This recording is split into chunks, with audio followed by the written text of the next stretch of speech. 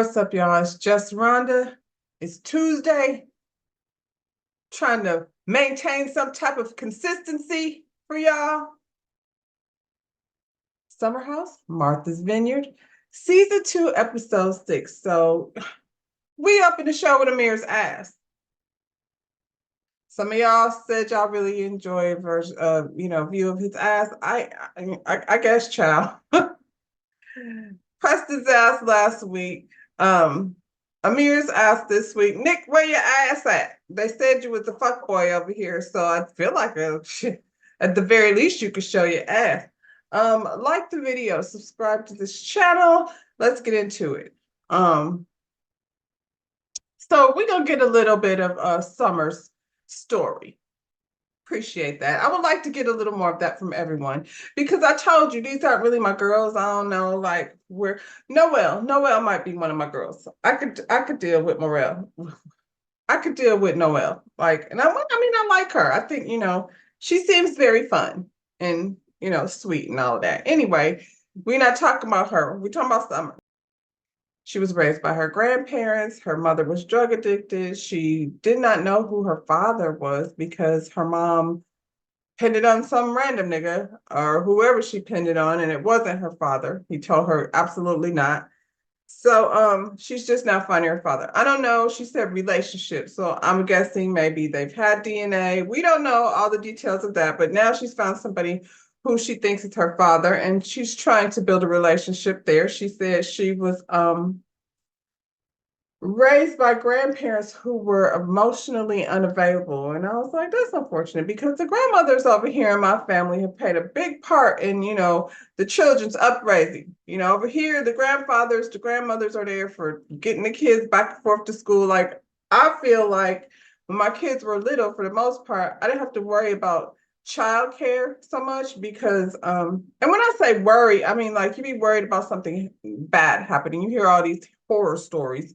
My kids went to daycare, but when they were old enough to, communicate with me. But not everybody has that, that luxury. So I feel very blessed. And unfortunately, she said they were emotionally unavailable. So that's sad to me because I know my daughter could go to my mother if I wasn't there for her to express herself, you know.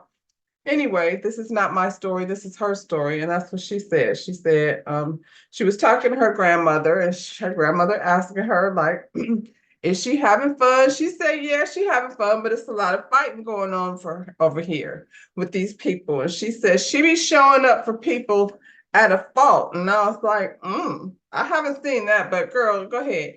And then she said she doesn't like to tell people when she's overwhelmed. And I'm like, you ain't got to tell them though, because as soon as you get saucy, shit gets weird. You get a little crazy. You get a lot crazy. You be punching walls and shit. She admits that she has abandonment issues. She doesn't feel safe sharing what's going on in her life. And I'm like, I can see that with Jordan. Jordan doesn't seem like a safe space or a good friend, but Preston does. I'm surprised you feel that way about Preston because he definitely be sharing what's going on in his life and usually coming around with the voice of reason. Between you and Jordan, y'all be wearing Preston's ass out with the foolishness. I don't understand why his attachment, but I'm sure there's a reason. These people come on these shows and have these I don't want to start no shit, Amanda, but y'all be coming on these shows with these clinical diagnoses of, what your therapist told you. I'm guessing that's where she got that whole abandonment issues thing from. And based on what she said, that her childhood was like, I understand why she would feel that way. But if that's the case, and you have now recognized and realized that's an issue for you, why are you still walking around here acting like an asshole? Like, I don't even know if it's always the alcohol. Sometimes you just a jerk. Like, you would think somebody with a name like Summer would be nicer, but not so much. She should be Winter. Her name should be Winter. I ain't a fan of that other Winter either, so I'm okay with that. Simon is here. He's dressed in pajamas. They said they're not pajamas, but they damn sure look like pajamas. Milo's excited to see Simon because why?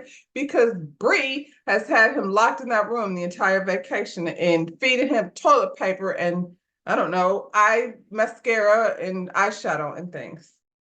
Nick is confused by them pajama thing outfit. He was like, I got some questions. Like, where did you buy that? Why did you buy it? What is happening? It's ugly. I don't like it. I don't like it either. I think Nick is my favorite. I don't know, like last season, if I had a favorite, but this season, I'm really feeling like between Nick and Noel, I feel like Nick and Noel would be a fun, I mean, what the hell? Bring Cherise, tell her to keep her titties put away. Because she's a hoop now. I'm just saying. Simon and Bria are doing a nearly naked confessional. And when I say nearly naked, I don't mean her, I mean him. And I would request less of that. Put the pajamas, the flamingo pajamas back on Simon. I didn't enjoy it. They're such a strange little couple. It's just, Bria, what an interesting girl she is. Preston's man Donald gets there. Like it's couples weekend, so Preston's man gets there. Their energy matches each other. I feel like they're key. He's from what we've seen, a little more low-key than Preston. Preston is, the more colorful of the two. He said his man got shade, but he keep his under wraps. And I like that. That's probably why they match. We can't all be out loud shady. Somebody got to keep it, keep it till we get in the house. We go get in the car and then, let it rip.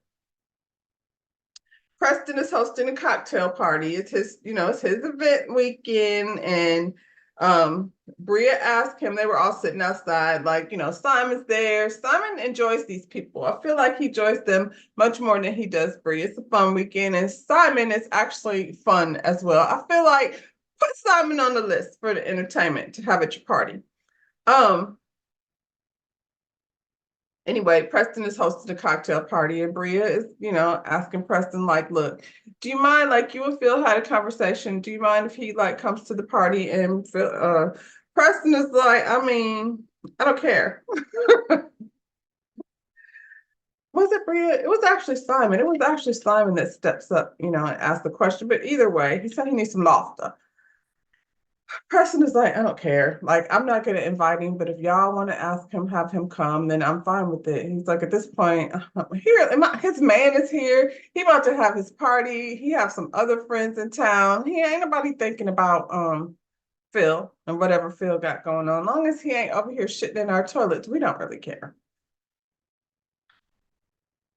He said if Phil act a fool, though, he can get the hell on out of his party. I think Phil knows better. Not really. I think Phil is an asshole, whether he's sober or not sober. Amir is picking up his girlfriend Natalie from the airport. He's giving her the breakdown of what's going on in the house. They have this conversation about Summer being touchy, and the girl was like, "Yeah, I realized she was touchy at that, dinner party or whatever they saw Summer at." And she said it, I don't like it. And I said, wait a minute. Summer is touchy. Now, is this the same girl that was in this duo over here saying that Nick was touchy? And and Amir says she was touchy with all the guys. So if your Summer is over here being touchy with Nick, is it possible that he confused like all her touchiness with it being cool to be touchy and handsy, and not in an inappropriate way? That's just like how we do over here. I told you, Nick is my boy this week, so I'm gonna be, riding for him because he provided the most entertainment in the confessionals, I would say. They were back at the house discussing Amir and his girlfriend arriving. And has anyone had the chance to meet her? And Summer met her. She said, I don't know, like I was giving her my best friendly and she wasn't really receiving it so much. No, she said she didn't like it, girl. She said she was handsy and she did not like it. And Preston was like, maybe, it ain't you. Maybe it's her. It's her. He got that one right for sure. He probably already peeped. I don't know if he's met her, but I figure, he's probably summed things up about the way I have summed them up. Bria calls Phil to let him know that Preston said it's okay for you to come to the party. If you want to go ahead and call Mariah and let her know that you're coming to the party. So then he turns around and was like, "Yeah, Mariah, I'm going to the party." So Phil is riding with Mariah. Apparently, Mariah and Phil are cool, and Bria said, "Oh, that's weird. That's awkward." Everybody's getting ready for the party. The location is really beautiful. It's nice, beautiful view. Stand outside. I don't know what the weather's like, but if the weather's nice, it was a good little setup. The food is questionable. Preston, I'm not sure what were you serving over there? Some sushi and some egg rolls, and I mean, I realize it's a cocktail party, but I don't know about the food, them chicken nugget things, and um, or the drinks. Like your bartender lady, this is your chance to show your skills. And you sent them over there with them little regular glasses with nothingness. I'm just saying, it's not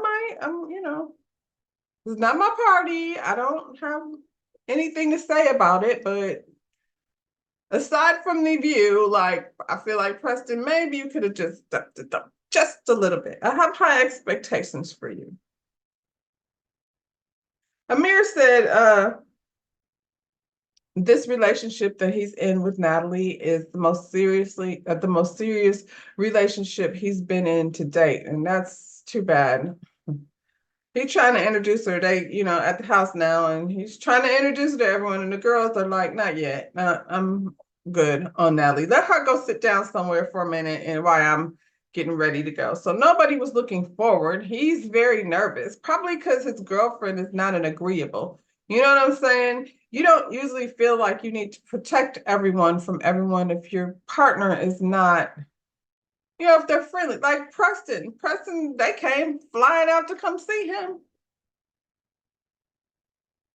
Just saying, Amir, like it's Natalie, child. She's the energy in the room that's unpleasant, and you put her and Jordan together, it makes me look at you like, oh, okay, you're that guy that likes crazy girls and mean girls or what have you. And you're so extra nice. I don't know how that's gonna work in your favor. It seems like it's a bad idea. You need a friendly girl like Noelle. And I'm not saying that you and Noelle should hook up. I'm saying that's the kind of friendly girl you need. You are not prepared for these angry girls over here. Amir said that his girlfriend knows that all of these women in this house at some point have expressed some type of interest in him. And I said, who told her that lie? Nobody was interested in you. Who? I feel like zero people were interested in you. You can't even say Shanice was interested in you because she shows everyone her titties. So it's not even like, I guess I can see how you would think that at first, but now you should see that ain't it, child. And based on the way she responded to Nick with them tattoos on, child, it ain't you. You not it. Everybody starts to arrive at the party. They all look pretty. Like it's another opportunity, much like Bree's party, for some very good photo ops, because I would have been leaning over the balcony, getting a little angle here and a little angle there, especially if, I've got on my fly gear. Bria and Simon, Amir and Natalie, they arrive a little later because people just left them in the house. They're like, y'all got y'all's couples and things. Y'all go together, as a double duel. And it don't matter because nobody really be wanting to fool with Bria too much anyway, so it's fine. When they get to the party, Natalie and Jordan happen to be wearing a different version of the same dress. Isn't that interesting? These ladies have the same taste in clothing and everything. They gave each other a cute little fake, lean in and, hey, good to see you. They niced each other up a little bit and took all the uncover. I guess everybody, I don't know what we thought Jordan was going to do, but she did, she behaved herself. She ain't worried about Natalie. That's what Natalie fails to realize. I think Natalie is so full of herself that she don't realize, girl, you ain't really it. Not like Amir thinks you are, but it's cute or whatever. Anyway, Mariah and Phil arrive together. Mariah is a pretty girl. She's tall and very pretty, very attractive. Why is this wig twisted around side of your head like that? Like that.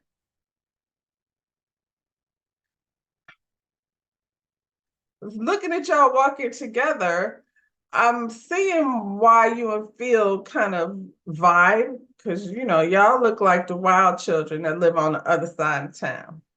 You know, when you be living on one side of the town, but you always be going on the other side when you spend a night with your cousins or whatever, and you really like it over there, but you got some friends live over there on the other side of town that seem like it would be Mariah and Phil.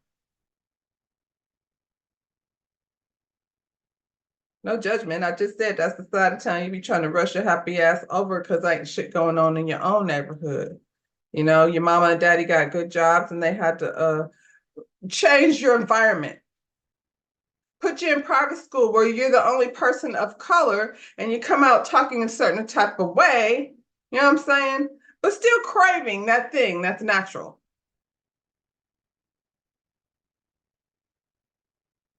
I might be talking about myself, but it's okay. Nick said he is world renowned, worldwide even.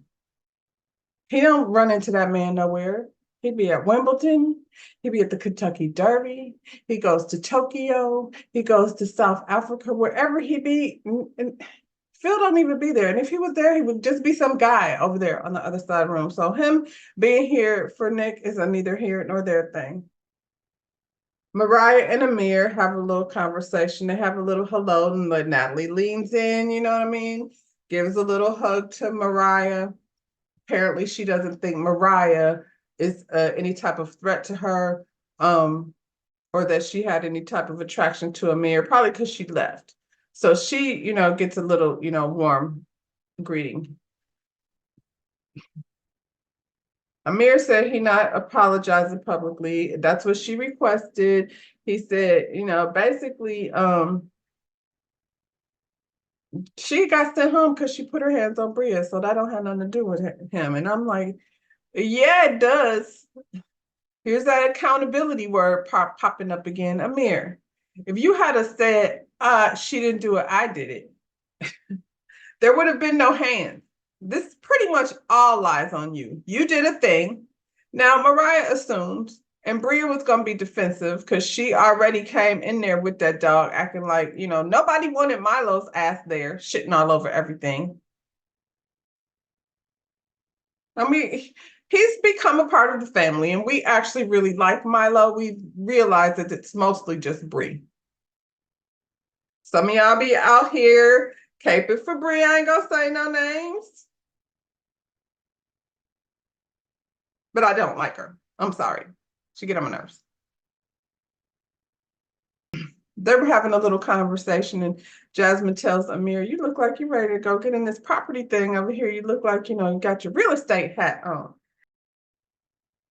Natalie, the love of Amir's life, the most loving love he's ever had in his whole entire life. Well, she took this opportunity to downplay her man and let everyone know that she makes in a month what it takes this man a whole year to make. Mariah and Bria have a talk. They agree that, that Amir should have stopped the whole thing and it ain't no hard feelings. And had he jumped in and, Mariah is like, I'm allergic to dogs. So it wasn't that I don't like Milo because we do all love Milo, but I had an issue with how the whole thing was handled. And if Amir had just stepped up and said he did it, we wouldn't even have an issue. And Bria agrees. And I was like, Bria, if this is what you think, then what is happening here? Why do we have such an issue with Mariah? Because you knew damn well Mariah wasn't going to come in the room and punch you in the face. That's what they do when you be going over to the never, ever, ever, ever, ever Mets people. Phil needs to go finish his apology tour because he said sorry to Preston over FaceTime to warm things up. But you know what, Phil, I can give you that. When you mess up, I can give you that. I don't think you're really sorry. Because Truth Tequila people like to act like just saying sorry and I don't remember erases all of the bad behavior. It doesn't. Because we all still remember. We all still don't really like it that much. Because what kind of person comes in a house of people that they don't know and shits in the toilet and doesn't flush it just to say what? You're gross. Anyway, he was over here trying to apologize, talking about how the truth tequila made him do it. And Nick was like, I ain't trying to hear any of that. I don't have time for this. And Preston was like, you blaming the alcohol. So that was not like, basically they accept your apology, Phil, but they don't really mess with you like that, Nick said, look, you had a whole year. Like you read the book, you didn't read the book. You got the book a year ago, didn't read it. Now you here. You know what I'm saying? Coming up with truth tequila is what made me do it. He's like, I'm good. When I'm like traveling the world, I'm pretty sure I'll be fine not ever seeing Phil at any of the places I attend. I'm with you, Nick. Like, he cute or whatever, but not that cute. Like, basically, the stankiness of like his behavior and the fakeness of his apology. It wasn't deep, Phil. His apology was more on some, I still want to be on the show. So if I say sorry, will you guys give me another chance? Come hang out. And they were like, nah. I don't think we'll be seeing Phil, and I'm fine with that. Go find somebody else. What happened to the other guy? At least he's a familiar face. Like I don't have no opinion about him one way or the other, but I know he was Jasmine's friend and now probably problematic, and he was actually kind of funny, if I remember right. Jasmine got to leave because she's hosting a Freaknik party, so she got to go set up for the party. Let's just be clear. Jordan's Freaknik outfit, it's a 10.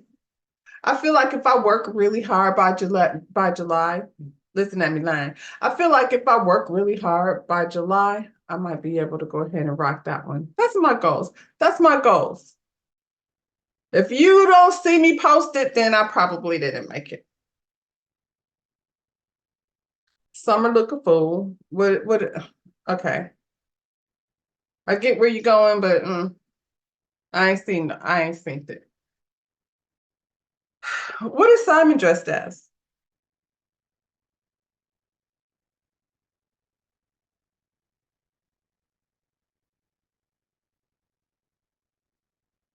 Bria, did you help him with this outfit? What is the wig for? Okay, child.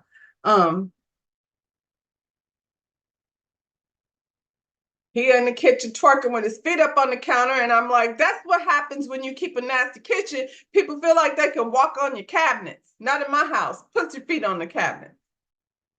You won't be back alone in my kitchen no more. You will stand at the end of the kitchen and wait on somebody to serve you. Shoot. Nasty ass kitchen. They walk in the house talking about, wasn't somebody supposed to do this? Yeah, somebody was. Whoever made the mess. How about that? How about if you mess it up, you clean it up, and then we'll all be straight. Alex did a good job. I was feeling Alex till he said AT money bags, whatever, in the house. And I was like, no, Alex. Just walk around and be silent. That's what you should do. Or articulate, because that Alex is attractive, but the AT money bags, Alex, he doesn't really exist. Stop. Noelle looks cute. If her top was a crop, I probably would rock that. But she was doing, I'm not walking around with my whole titties out. The way my titties are set up, they not finna sit up in that little thing.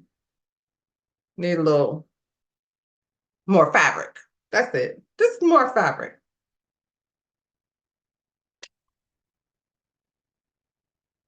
My boy Nick is the MVP. He came through with the Alexander Hypnotic. He was tatted up, the gold chains. Not the fanny pack, Nick, though. Lose the fanny pack. If I had to pick a winner, Nick would be my winner. And clearly all the ladies thought so too.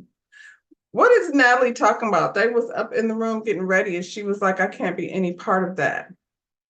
Part of what? The party? Natalie? This is what I feel like. She says she's from Miami. She live in Texas. Okay, whatever. But this is what I feel like. I feel like Amir was raised by his mother. So when she sees his family, they look much like her. So she can accept Amir in that setting. But unfortunately, Amir's other side is maybe a little too melanated for her. And so she feels like she's above it and she could say things like, I can't be any part of that. What do you do at your parties? In Miami? Hell, y'all probably got the pink cocaine down there. The parties. I'm not saying nothing about that lady. I'm just saying it's Miami, chica. Jasmine, what the fuck you got on? Didn't I tell you last week to just get some baby doll dresses? Just roll with the baby doll dresses. We wore those in the 90s. You could go back to the beginning of time, probably. As soon as we took off the bras back in the 70s, that's probably where the baby doll dresses came in. And they didn't go nowhere, child. You could have just, because whatever that was, Amir and Natalie finally got to the party. The phone was already going. They came dressed as themselves. I mean, Amir is not allowed to have fun when Olivia's around. He's supposed to stand around and try to figure out how to make her comfortable. And definitely not embrace his blackness. That makes her uncomfortable. And I don't care what you say. Him and Amir and Natalie were in the hot tub, and Summer was just weirdly in the corner drinking drink and doing that thing that Morgan does. Except for I think when Morgan does it, she's sober. She's like sober when she's mean, and then once she's wreaked havoc on the room, then she gets tipsy because she's like, now everybody's energy is all up, so I can go ahead and enjoy myself. Summer doesn't. She goes in the corner, she gets tipsy, and she comes out like some wild barracuda that you didn't know was hiding in the bushes. The kids are over there playing Never Ever Have I Ever. And all of a sudden, Junk Summer got triggered because who? Noelle. Noelle wasn't playing it right. Bless her heart. She thought, I don't know what she thought. She said, Never have I ever. She was playing wrong. I'll just leave it at that, child.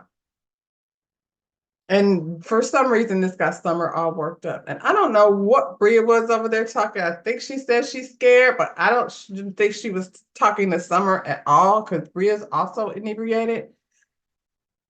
It turned into a thing, child. And they was going back and forth with each other. And then it stopped being a thing. And they were hugging each other and saying, I love you and I'm sorry. But usually I love you and I'm sorry because I've seen a pattern here with these two. It's the I love you, I'm sorry. And then the blow up happens. Like when you get to I love you, I'm sorry, the shit ain't even popped off yet. That's just before the shit actually pops off. They all start going in the house, and Summer decided she wanted to go holler at people in the house. So she hollered at Nick at the sink. What did you doing that for? And he's like, what did you hollering at me for? I'm just asking a question. And Mariah's like, oh, tipsy bitch. Is this the bitch? Is you just what you were telling me about? Mm-hmm. I'm gonna just stay over here because the last time I engaged with these girls, it got me sent home. This is y'all's house, so y'all deal with that. Shanice, Brent, and Noelle are up in the room, continuing to have a fun. They're having a little kiki, doing silly little girl things, playing with wigs and laughing and giggling. And Summer has decided, what is happening? Is that giggling? I must go stop this fun. So she went up there and she walked to the room and she was like, why are you leaving me out of everything? And Bria was like, you yelled at me. Woo-ooh. That's when shit, start escalating. They was going back and forth. Noelle and Shanice decided they just wanted to continue with the fun. So they continued playing with the fun with the wig. Noelle made a mistake of giggling. So then Summer gave her the death stare. Noelle was like, I was laughing. I was not laughing at you. It was just being fun with the wig. Fun makes her angry. She stormed off. Noelle went after her. She convinced her to come back. Now we have to have a whole drunk talk conversation about feelings. That's never good. Everybody's drunk. Nobody should be bringing up feelings because it's only going to end in tears. And if you're Summer, then fisticuffs. She didn't like the conversation. She didn't like the way they received it. So she went storming off again, calling people dumbass bitches. I mean, I'm not sure what triggered this girl. I have no energy to be trying to figure out what's going on with people drunk off the truth tequila or whatever hell she was drinking. I did see a bottle of Patron and somebody said they was the bottle girl. I think it was Shanice. But when Shanice eat drunk, she eat like most of us do. They gonna doing all that hollering, and she over here like, let me get another one of chicken wings. Between the wings and the tater chips, Shanice and Nick are my people, and Noelle, because Noelle gonna give you a good kind of Chrissy. She give you a good, what's that girl Three's Company? Chrissy Snow. She give you a good Chrissy Snow. Everybody loves that.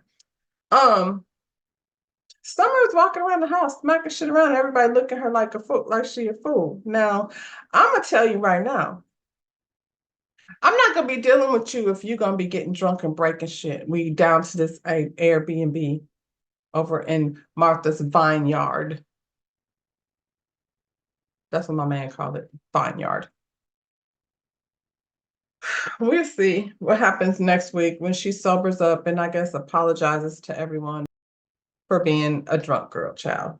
Like the video, subscribe to my channel. We'll see you on the next one. Bye, y'all.